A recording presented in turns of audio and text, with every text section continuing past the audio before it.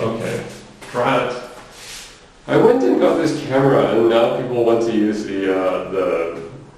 I still don't have a webcam.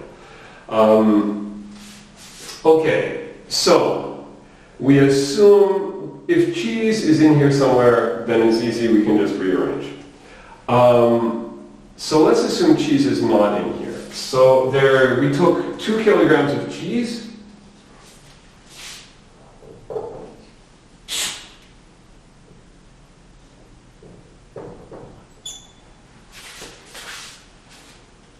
Okay. What do we do? What exchange argument do we do? I need Mojan to work. So somebody put up their hand, and Mojan selects somebody. Anybody put up your hand? No, nobody. Okay. Mojan, what do we do next? How do we do this exchange? Is anybody still here? I know this seems really easy, but it's about to get hard. This problem is super simple, but then notice I've been doing this easy problem, hard problem, easy problem, hard problem. Don't worry, so the next problem will be more interesting. It'll be about the same, but okay. Anybody, come on, class interaction, participation. Hand up, somebody, hand up. Otherwise I randomly choose someone. Where it stops, nobody knows. Okay, look, I can... Ben Kelly, are you there? I am here. I guess I'm the lucky winner. Yes, woohoo. Actually, this makes it really easy to choose somebody. I just sort of spin the trackpad, I could get the mouse and do the scroll wheel. Okay, so how do we? We remember this stuff. Let's get some of this out of here. So this is fractional knapsack. Let's leave that there. How do we take S? S, we're assuming, is optimal. S is what the algorithm expert comes up with if they arrive at 12:30, and we've only done 2 things, and then they finish it off. They take apples, they take XXS, Y, and Z. But then, how do we show that if we take cheese next, there is still a solution that gets at least as much value as S? How do we build this S prime? Can we assume that cheese is next and then try different combinations of whatever else we could put next and then compare the result to S? Basically, yes, but we want to... So we don't know what this is. We just know that there's some items in here. We don't even know that this is apples.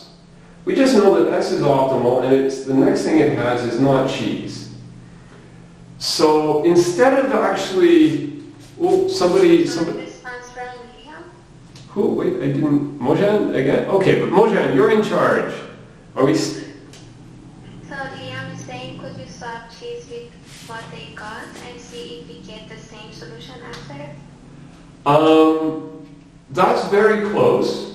So we're getting closer, warmer. So what we're going to do is, cheese is 2 kilograms. If apples is 3 kilograms, then what we can do is take this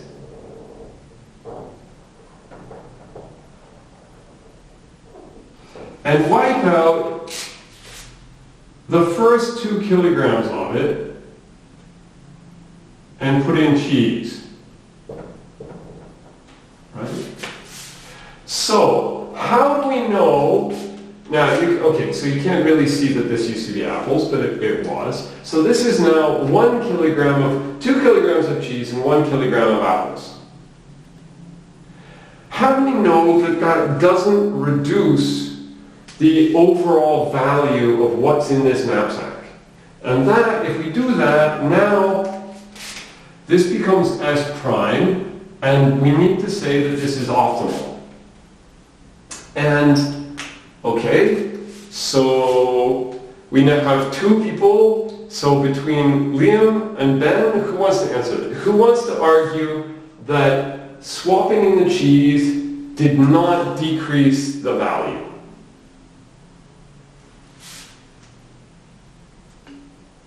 Wouldn't they both need to have the same value to not decrease the value?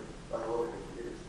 Well, it could have, so we don't actually know, I was saying 3 kilograms, we don't actually know how big the apples are. But what we do know, so it could be, like, we don't know how far the apples extend. But even if, Gabriel, are you saying because cheese is more value dense based on our algorithm? yes, We it's, are saying if the value density of 2 kilograms of cheese is the same as 2 kilograms of apples. okay, yes, the density is the key thing. Because we chose the cheese because it was the most value dense. So the value we got from 2 kilograms of cheese is at least as great as whatever value we were getting from the first 2 kilograms of apples. We don't know what the value, what the total value of apples was. We just know that for the first 2 kilos, proportionately we were getting less value because, or not more value, because we sorted by value density. Maybe apples have the same value density as cheese, but they can't have more. Otherwise, we would have picked apples too. Notice it also works if we had only, so we had 1 kilogram of apples, and then we had like something else, www, 1 kilogram, and then we had something else,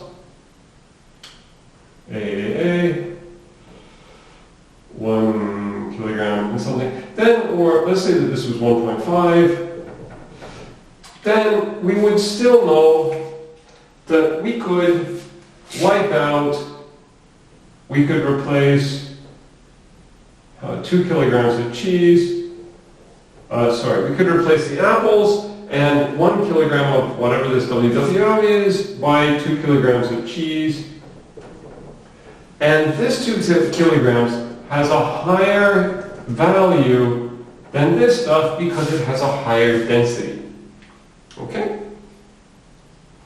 So we don't know what this is, but we know that if we take some part of it, if we take 2 kilos of it, and just any 2 kilos in fact, and just sort of take it out and throw it away, and put in the 2 kilos of cheese, the value doesn't go, the total value doesn't go down.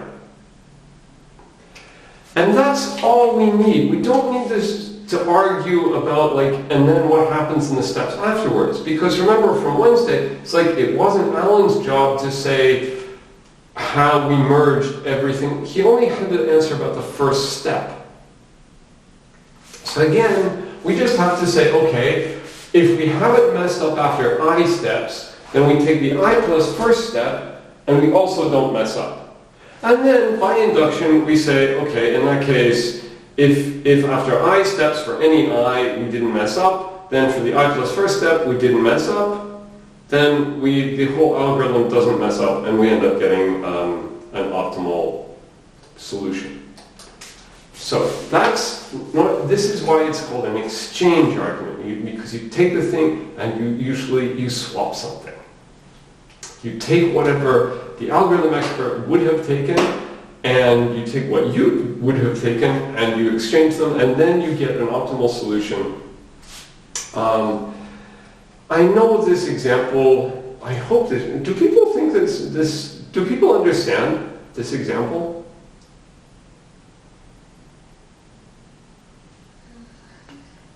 Yes. Yeah, okay, 2 people. Okay, so that's like 3 people, and it's like it's like getting close to 3% of the class. Okay, so now,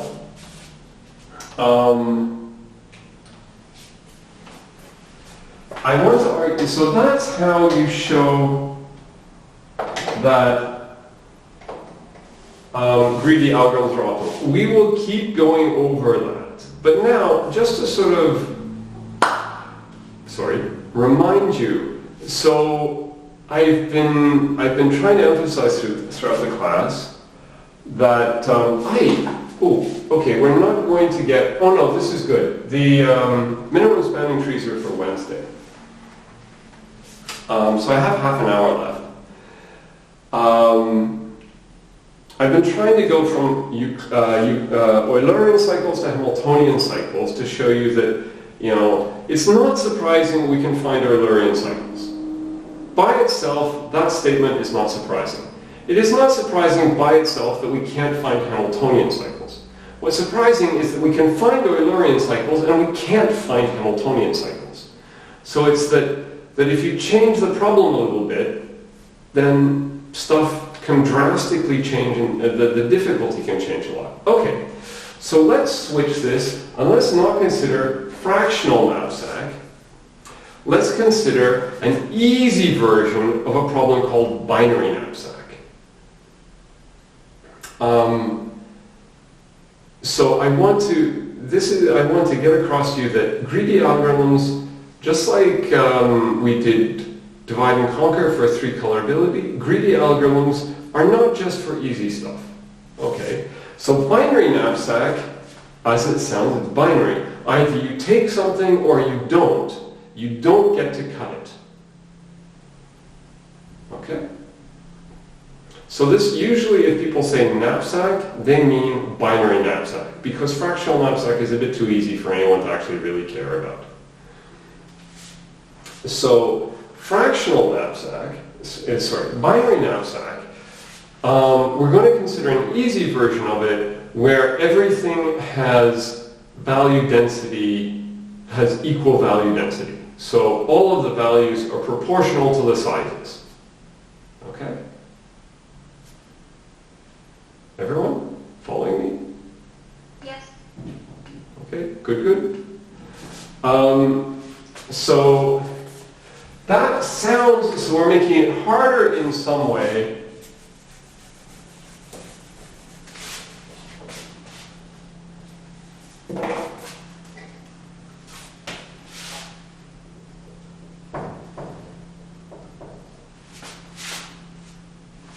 Binary, okay, so that's all spaced out.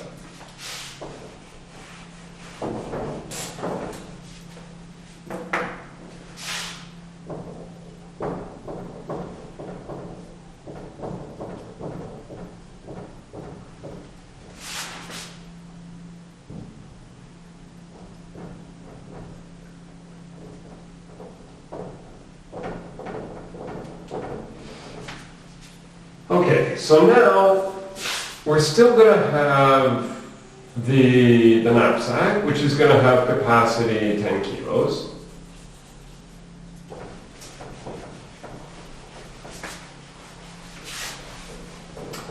But now, I don't know, I'm getting paid to carry this knapsack to a campsite or something, and I'm getting paid based on the weight. But now we are carrying things like a jar of pickles, or a water bottle, a 1 liter water bottle, or something like this. So it's stuff that we cannot cut. So, so this is 10 kg, and so we have pickles, 1 kilogram, and both water bottle. 1.5 kilograms, and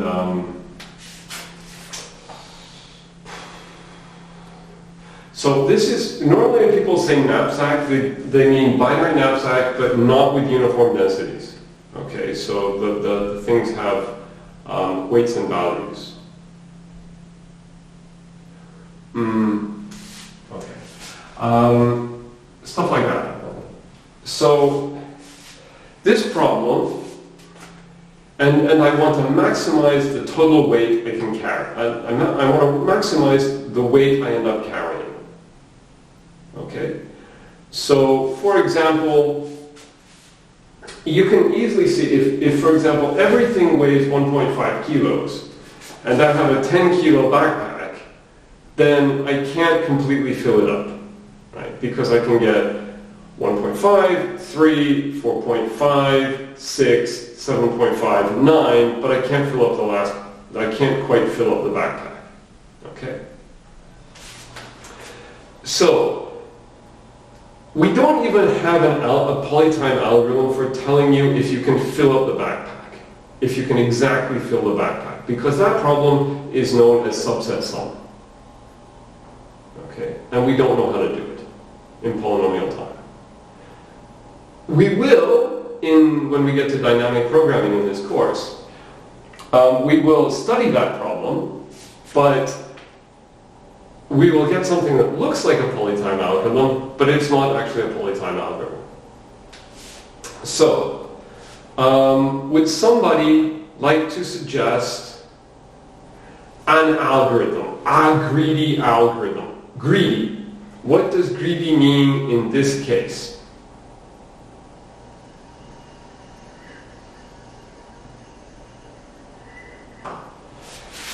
If I give you the backpack and I gave you a list of things, what greedy thing could you do? What can you sort it by? There's only one value. Do you take the smallest thing, or do you take? I start with the highest value. Start by the, yeah. So the value is equal to the weight in this case. So yes, we take the biggest thing. And then sort by highest weight.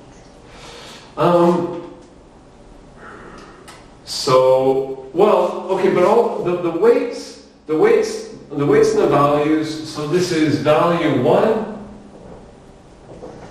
this is value 1.5, okay?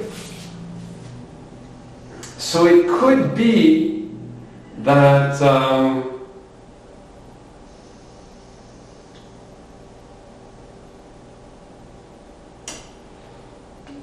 okay, so for example, if you have 3... Question, doesn't highest weight overflow the knapsack? Highest weight. No, I mean, we take the highest weight we can. If it doesn't fit in the backpack, like, we can't take it. So maybe I cannot put, I can only carry 10 kilos. So, for example, this doesn't always work.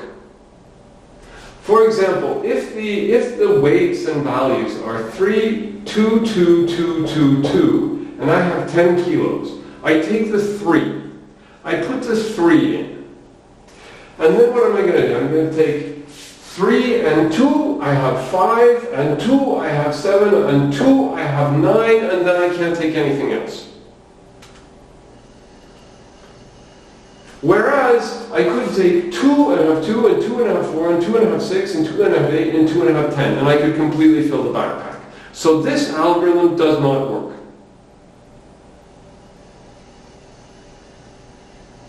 But we do not have an algorithm, a polynomial time algorithm, that does work. Mojan. Oh, okay, sorry. Oops. Okay, but that's... Okay, but can we say anything about this algorithm? So yes, we have an algorithm. We have a greedy algorithm, but it doesn't work. But what can we say about it? Do we get anything useful from studying this? Am I just wasting your time? Well, suppose that I'm running a little bit short of time. So I'm not going to go through this long, complicated, but I'm going to argue that we get at least half the value of the optimal solution. Okay? So, we take the biggest thing. Okay? Now, this is a bit hand-wavy, but I want to introduce a concept to you called approximation algorithms, which are one of the ways we deal with hard problems. We don't get an optimal solution, but maybe we can get close. Maybe we can get a guarantee on how bad our solution is. So in this case, we're going to get something called a 2-approx. You probably can't read this, but it says 2-approx. This is actually to remind me what we're doing. So the idea is, suppose we take the biggest item, okay? If it is more than half the backpack, then we have filled up half the backpack. And our solution is at least half as good as an optimal solution, because an optimal solution can at most fill the backpack. Okay? Now, suppose we take the biggest, so that's fine. If we take the biggest thing and it more than half fills the backpack, then we're done. We can actually stop, because even if other stuff would fill it more, even if we could fill it more, we don't have to because we've got the 2-approx we want. Now, suppose we take the biggest thing and it is less than half the backpack. We can then take the next biggest thing. Why? Because if we take the biggest thing and we haven't half filled the backpack, then the next biggest thing can't be more than half the capacity of the backpack. Otherwise, it would be bigger than the biggest thing, and we would have chosen it first. So, if the biggest, so we don't actually have to stop taking things until we have more than half filled the backpack. Or until we run out of things to take, in which case we get the optimal solution because we took all the stuff. Okay? Question? Yeah? Are we picking the biggest item and assuming it also has the highest? Yes, because for this simple version, it's binary, which is difficult, but we assume it has uniform densities. So the value is equal to the weight. That is a simplifying assumption. So usually when people say knapsack, they mean there's fractional knapsack, in which case you have values and densities. There's binary knapsack, but you have different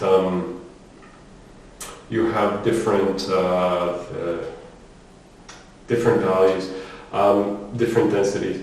There's the version where everything is uniform, but I ask you if you can completely fill the backpack, which is the version called subset sum. And when we get to NP completeness, when we get to dynamic programming, I'll show you a cartoon about this. But for right now, I just want you to know that greedy algorithms, just like divide and conquer, it's not like you have to stop. These techniques don't work when we get to hard problems. Sometimes they work, but they're slow, or like the divide and conquer for 3 coloring. Sometimes they don't give you an optimal solution, but they give you something, and you can still bound it. And sometimes, so now if we have time, we have 20 minutes, which is not quite enough time. We're going to talk about another hard problem called vertex cover. So, subset sum, knapsack, vertex cover, 3 coloring. The cool thing is, these are all sort of equally hard and equivalent. If you solve one of them, you solved all of them. Which is kind of cool. Okay.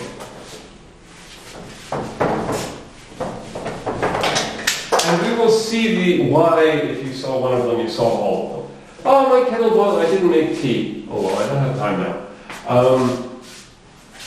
So, vertex cover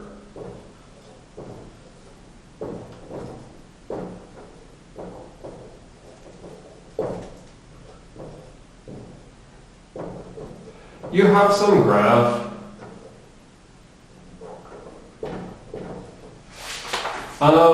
Suppose this is, you're running some security company. This is a building with rooms and corridors. And you can put guards in the rooms, and the guards can guard any corridor that touches the room they're in. Okay? So the idea is, you have the graph, you're going to choose a subset of vertices such that every edge is incident to one of the vertices in your selection. So, could somebody...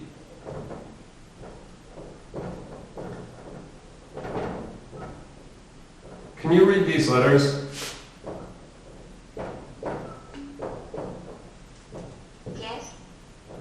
Okay. Somebody suggest where I would put the guards.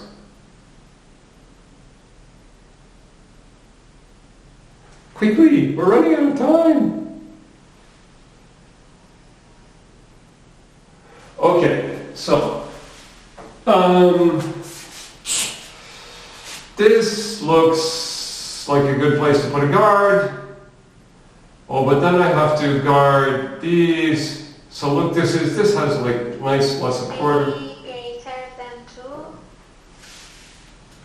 2. Okay, CEG. Wait, so C. G. Okay, are these like C E G J C E G J K L? Okay. So the question is, now I have to pay these guards, C, E, G, H, L. C, E, G, 1, 2, 3. Okay, so somebody suggested C, E, G, H, L. C, E, G, H, L. So notice that if I put a guard here, I can fire, if I put this guard here, I can fire this guard. Which is harsh in the current economic climate, but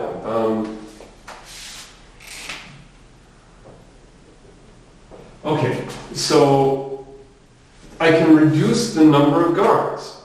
So the idea is, for vertex cover, we're given a graph, and we want to find the minimum number of vertices that such that all edges are incident. All the corridors are guarded by the minimum number of rooms, such that we have to put a guard there.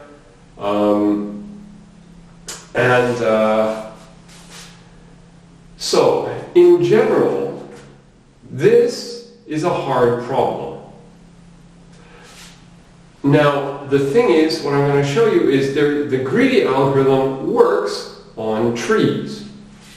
And then, if we have time, I'm going to show you there is a greedy algorithm which gives you a 2 approximation for all graphs. Okay? I'm losing people, but the class isn't over yet. Okay, so this happens to be a tree, so we're going to leave this solution on here. We are going to follow this outline. So, this is one of the cases where it is not super easy to figure out how you order the vertices, how you order the items to take or not to take. I remember I did this in the fall semester, and people did not find it, it was not obvious. So, what would be a natural way to order the vertices? If you're just looking at this, and you say, okay, where, well, I would usually, if I were doing this, I would put a guard